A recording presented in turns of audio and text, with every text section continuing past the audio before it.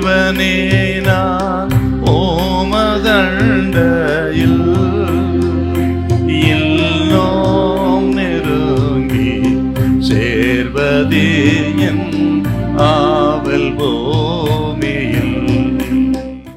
பிரசங்கி 2:18-19.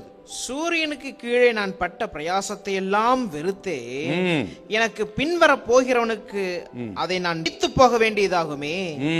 அவன் புத்திமானாய் இருப்பானோ மூடனாய் இருப்பானோ? அவன் புத்திமானாய் இருப்பானோ மூடனாய் இருப்பானோ அதை யார் அறிவார்? யார் அறிவார் என்று சாலமோன் சொல்லிவிட்டு போனார். சாலமோனுக்கு அநேகம் பிள்ளைகள் இருந்தார்கள். ஆனால் மற்ற பிள்ளைகளின் விவரம் நமக்கு சொல்லப்படவில்லை. இந்த ரெகபியாம் பெயர் மட்டும்தான் சொல்லப்பட்டிருக்கிறது. அதை குறித்து மத்தேயு 1:7 கூட இந்த ரெகபியாமை குறித்து நம்ம பார்க்கிறோம். இந்த ரெகபியாவுடைய தாயின் பேர் நாமாள். இவள் ஒரு அம்மோனிய ஸ்திரியாக இருந்தாள் என்று 1 ராஜாக்கள் 11 பார்க்கிறோம். ஒரு அம்மோனிய ஸ்திரியினுடைய மகன் தான் இந்த ரெகபியாம். இந்த ரெகபியாம் ராஜா 41 வயதில் அவன் ராஜாவாகி கிட்டத்தட்ட 17 வருஷம் அவன் ஆளுகை செய்திருக்கிறான் என்று நீங்கள் 1 ராஜாக்கள் 14:21 பார்க்க. அப்புறம் இவனுடைய மதியனமான ஆளுகையினால இவன் காலத்தில் தான் இஸ்ரவேல் என்கிற தேசம் 2ஆக பிரிந்தது.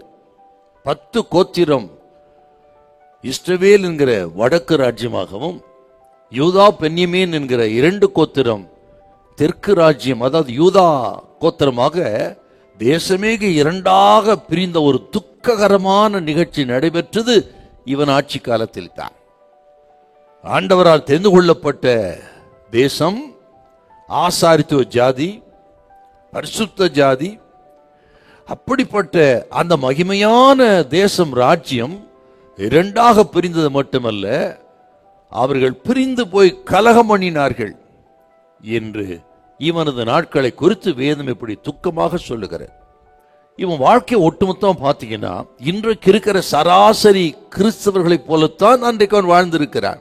எப்படி என்றால், இவன் ஆண்டவர் சிட்சிக்கும் பொழுது ஆண்டவரை தேடுவதும், ஆசீர்வாதம் பெற்றவருக்கு மறுபடியும் விலகுவதுமாகவே இப்படியே இவனுடைய ராஜ்ய பாரம் இருந்திருக்கிறார். இன்னைக்கு அநேக கிறிஸ்தவ அப்படித்தான் இருக்கிறார்கள். இந்த தள்ளாடுகிற கிறிஸ்தவர்களுக்கு இந்த ரெகபியாமின் வாழ்க்கை ஒரு எச்சரிப்பின் சத்தமாயிருக்கிறது. ஆகவே இது கேட்கிறவங்க நமது வாழ்க்கை எப்படி இருக்கிறது என்பதை கொஞ்சம் நிதானிச்சு பார்க்கணும். நம்ம இன்றைக்கு இருக்கிற சராசரி கிறிஸ்தவர்களைப் போல இப்படி நானலை போல தள்ளாடுகிற மக்களா இருக்கிறோமா, அல்லது கேதுரு மரத்தை போல உறுதியா என்ன சோதனை நெருக்க வந்தாலும் சரி ஆண்டவர் விட்டு விலகாமல் இருக்கிற உத்தமமான கிறிஸ்துவா இருக்கிறோமா என்பதை கொஞ்சம் தியானம் பண்ணி பார்க்கணும். உங்கள் வாழ்க்கையை ஆராய்ந்து பார்த்து எந்தெந்த பகுதிகளிலே சரிபடுத்திக் கொள்ள வேண்டுமோ சரிபடுத்திக் கொள்ள கர்த்தர் உங்களை அழைக்கிறார். அல்லேலூயா, அல்லேலூயா.